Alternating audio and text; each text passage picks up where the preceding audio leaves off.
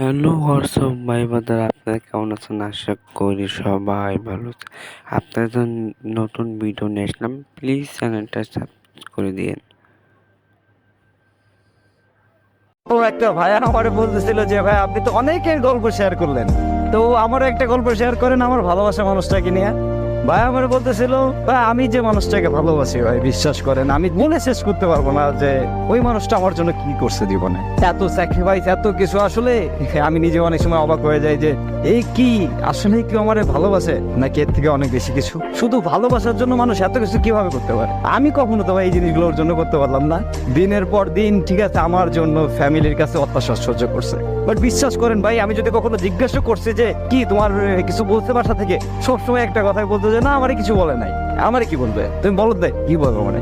হ্যাঁ, কিন্তু ভাই আমি যখন খোঁজ খবর নিতাম তখন শুনতাম যে প্রায় ওর গায়ে হাত তুলতো ওর ফ্যামিলির লোকের, কিন্তু কখনো আমি শুনি নাই যে আমার একটা বার বললো যে তোমার জন্য আমার যে এই যে এত কিছু আমার মা বাবা আমার গার উপর হাত ওঠায়, কখনো শুনি না ভাই, কখনো বলেও না একটা নাম।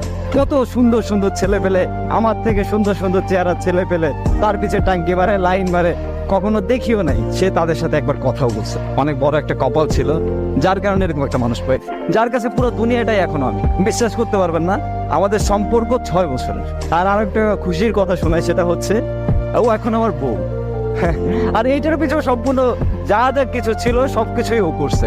আমি যখন ওদের ফ্যামিলিতে ঠিক আছে জানাই যে আমি বিয়ে করতে চাই, তখন আমার চাকরি ছিল না, তখন ওর মা বাবা ডিরেক্ট বলে যে না নিয়ে দিতে পারবো না। তখন ও সবার সামনে একটা কথা বলছিল আমার এখনো পরিপূর্ণভাবে মনে আছে, আমি ওর সাথে চলে যাবো, ও আমাকে যদি রাস্তায় নিয়ে রাখে তাতেও আমি থাকবো, তোমাদের যদি ভালো লাগে তোমরা আমাকে দিতে পারো, আর যদি না দাও আমি নিজে চলে যাবো, আমাকে আটকাতে পারবো না। তো তখন কথাটা শুই না মানে এতটা ভালো লাগছিল আমার, আমি আসলে বলে বোঝাতে পারবো না যে এত ভালোবাসতে পারে কেউ। তখন ওর ফ্যামিলি ওর গার উপর হাত উঠায়, হাত উঠানোর পরে আমি ওনাদের অনেক রিকোয়েস্ট করি, তারপর ওটা শুনে নাই। ও তখন আমার হাতটা ধরে সবার সামনে বলতেছে চল। সবাই বলছে না যে তুমি কিছু করতে পারবা না, আমি সবার একদিন দেখাই দেবো যে তুমি কিছু করতে পারবা, তুমিই পারবা, তোমার দ্বারা সবকিছুই সম্ভব, আমি সেটা প্রমাণ করাই দেবো।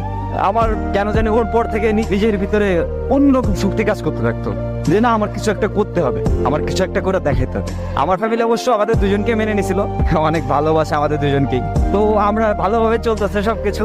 আমার ওই যে জেদটা, যে আমার বউ বলছিল যে না তোমার কিছু একটা করে দেখাতে হবে আর তুমি পারবা, সেই জেদে আজকে আমি অনেক ভালো কিছু হয়ে গেছে জীবনে। একটা জিনিস কি জানেন, খুশি থাকার জন্য টাকা পয়সার দরকার হয় না। টাকা পয়সা আজ আছে কাল না, টাকা পয়সা আজকে নাই তো কাল আসবে, আসবে কিন্তু কিন্তু এমন একটা মানুষ দরকার, এমন একটা ভালোবাসার মানুষ দরকার যে মানুষটা আপনার শেষটা অব্দি আপনার পাশে থাকবে, আপনার কাছে থাকবে, আপনাকে ভালোবাসে আপনার হাতটা শক্ত করে জড়াতে রাখবে। মানে যেমনই পরিস্থিতি হোক যেমন অবস্থা হোক, সে মানুষটা সবসময় আপনাকে বলবে যে আরে আসি তো আমি, তুমি টেনশন করতেছো কেন, আমি আসি না, তুমি ভয় পাও কেন, আমি কি চলে যাইতেছি, তুমি এত কিছু করতেছো তো শুধু আমার জন্য, তাহলে আমি যদি এতটুকু এই সামান্যতেই যদি থাকতে পারি তোমার কাছে, তাহলে তুমি কেন থাকতে পারবে না, তাই না?